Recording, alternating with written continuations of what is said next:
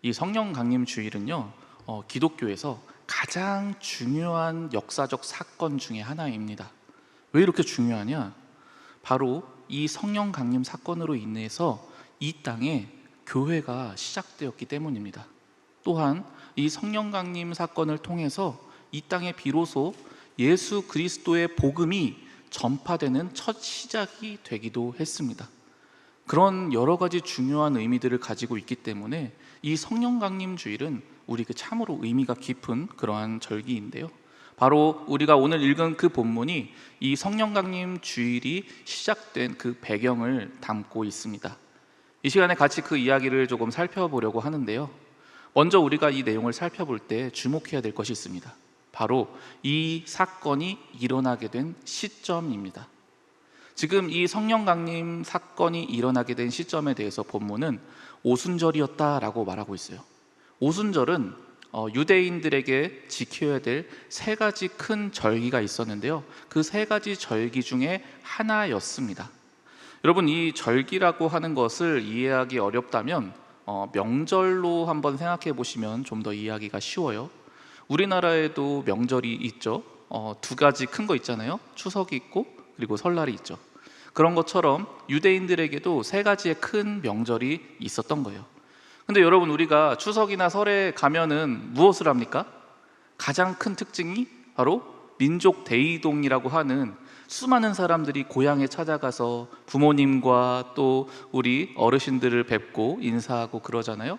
마찬가지였어요. 당시 유대인들도 이 매년 이 세 번의 명절이 되면 그들은 어디에서 살고 있든지 그 살던 자리에서 예루살렘, 하나님의 성전이 계신 예루살렘으로 와야 했습니다. 그리고 또 그게 의무였어요. 왜냐하면 하나님이 정하신 율법에 그렇게 기록되어 있었거든요. 근데 문제는 당시 유대 나라는 주권이 없는 식민국가였습니다.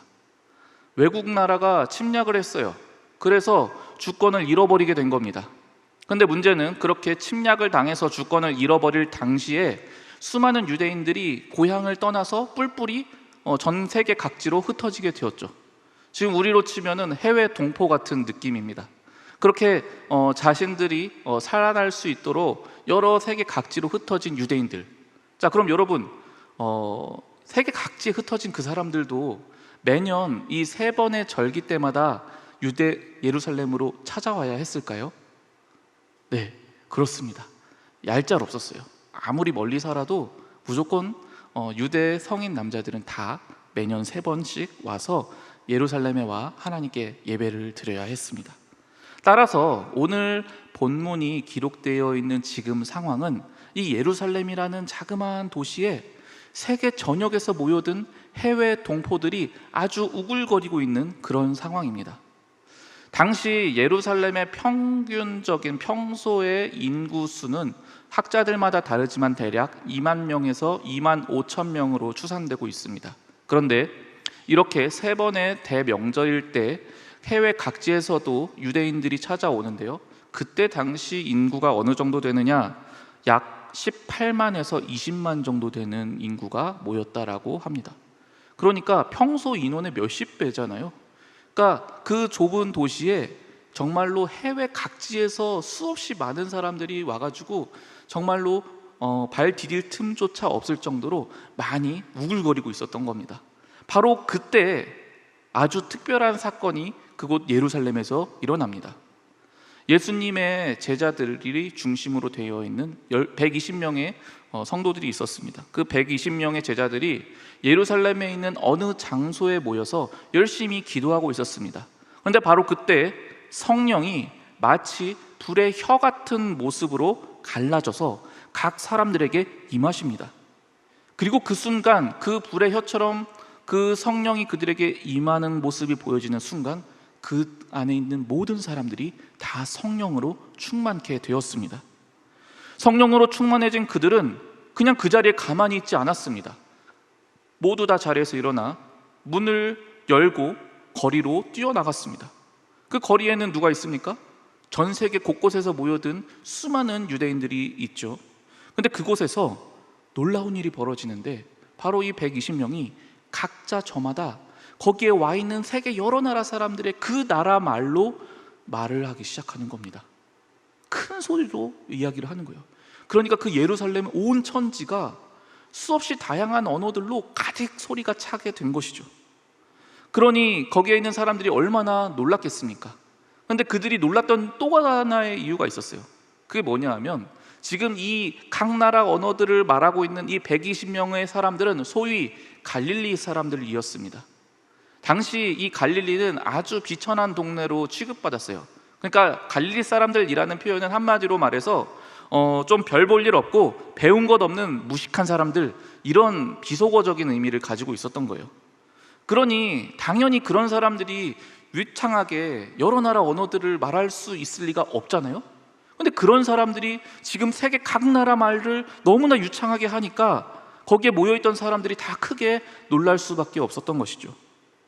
근데 여기에서 그렇게 여러 나라 말들로 큰 소리로 다양한 이야기들이 나오는데 거기에서 한 가지 독특한 특징이 나타났습니다. 이들이 사용하는 언어들은 저마다 달랐어요. 그런데 그들이 하는 말의 내용은 오직 한 가지로 동일했습니다. 바로 예수 그리스도에 대한 이야기였습니다. 즉 세상의 수많은 언어들이 지금 이 시점에 예수로 일치된 것입니다.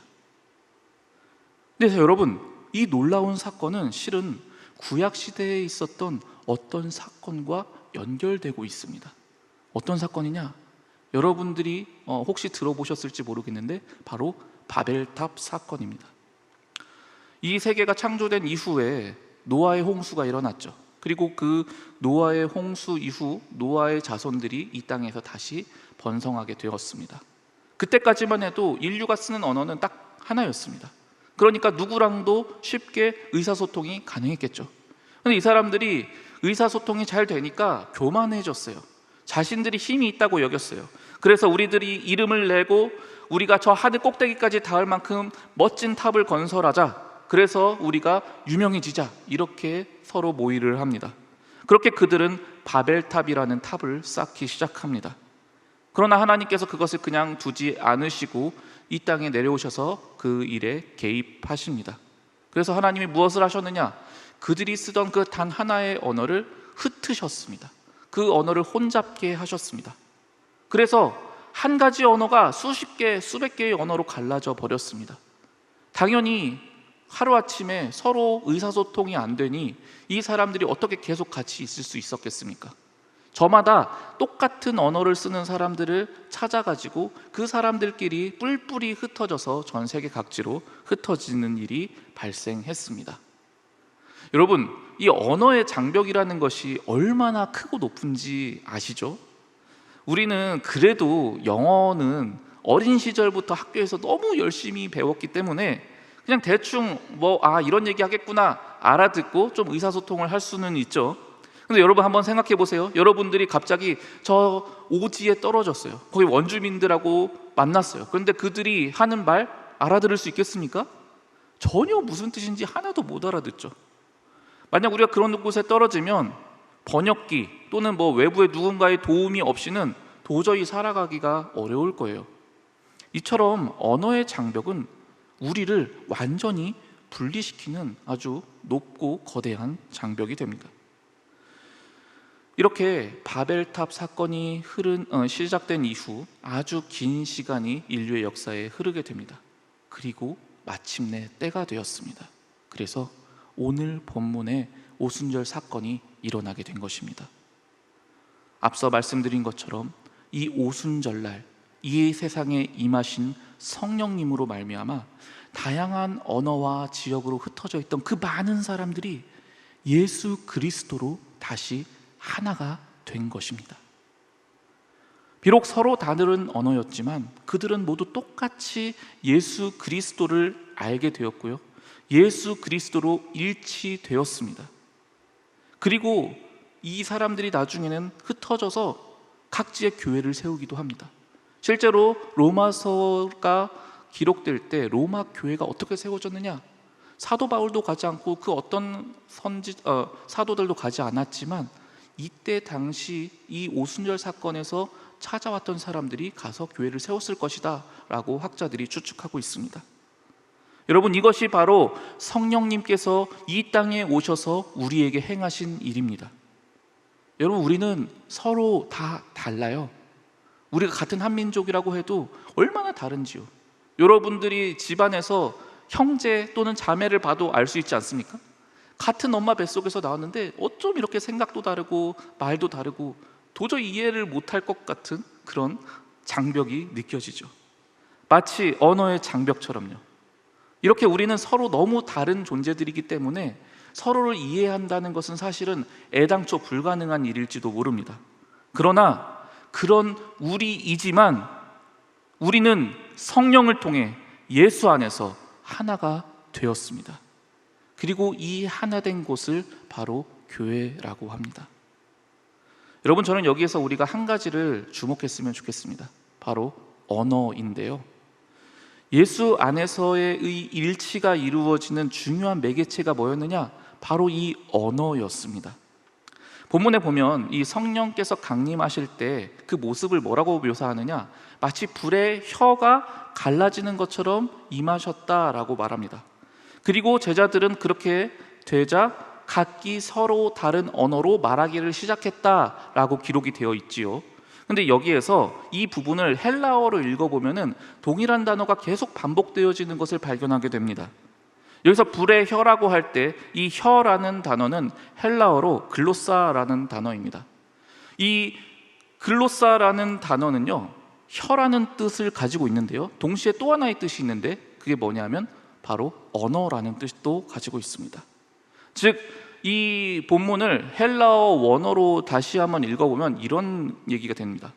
마치 불의 글로사처럼 보이는 성령이 각 제자들에게 임하셨다. 그러자 그 제자들이 글로사를 말하게 되었다. 이렇게 해석할 수 있습니다. 여러분, 이게 무슨 의미겠습니까? 위로부터 임한 그 성령의 임재로 인해 그들은 성령의 혀를 받게 되었습니다. 그것은 제자들이 다른 혀, 즉 다른 언어들을 말하게 되는 원동력이 되었습니다. 이전까지 그들은 내 혀로, 내 생각대로, 내 마음대로 살았던 사람들입니다. 그런데 그들에게 성령이 임하시자 그들은 더 이상 자신의 말을 하지 않게 되었습니다. 성령의 혀를 받아서 예수를 말하고 예수를 드러내게 된 것입니다.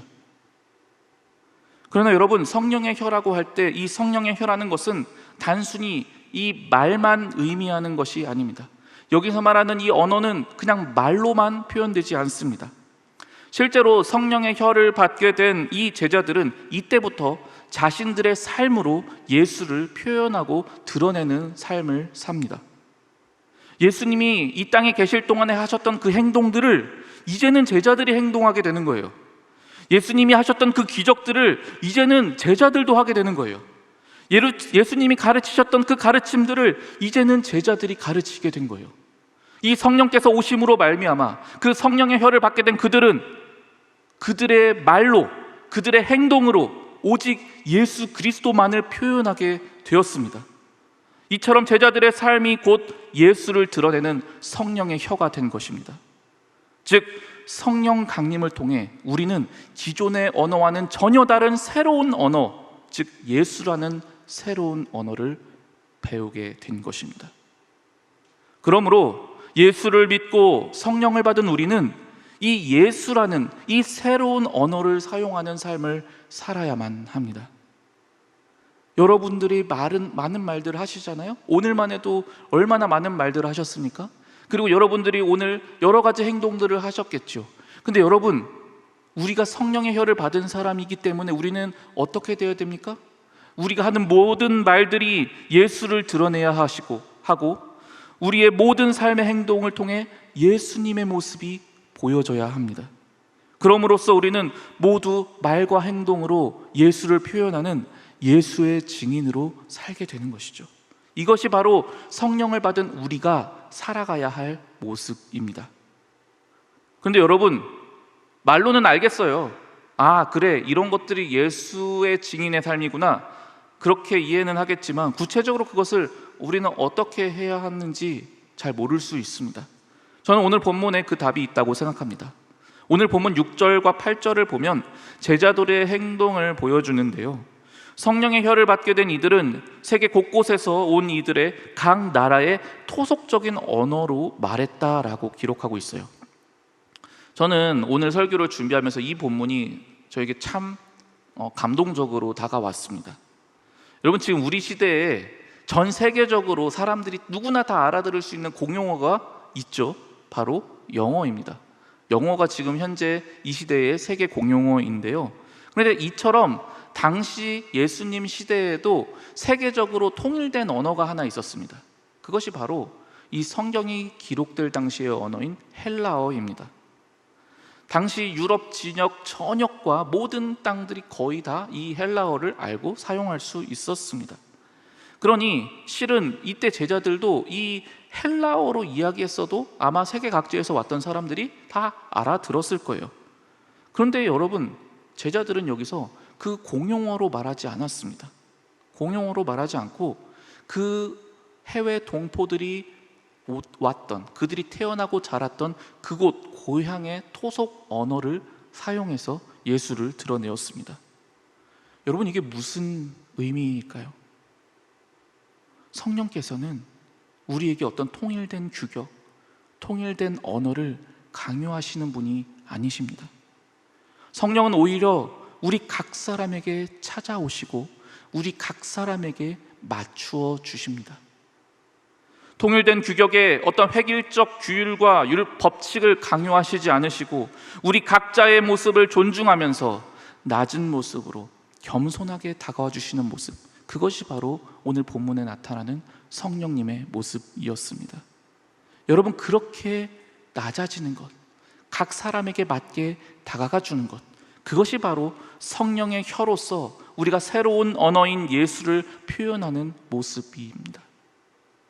사랑하는 여러분, 저는 이것이 바로 성령님이 지금도 우리에게 행하시는 일이며 또 앞으로 우리가 행해야 될 표현이라고 생각합니다. 여러분, 우리는 예수라는 새로운 언어로 우리가 새로운 무언가를 표현해야 돼요. 내 말로, 내 행동으로 예수를 표현해야 돼요.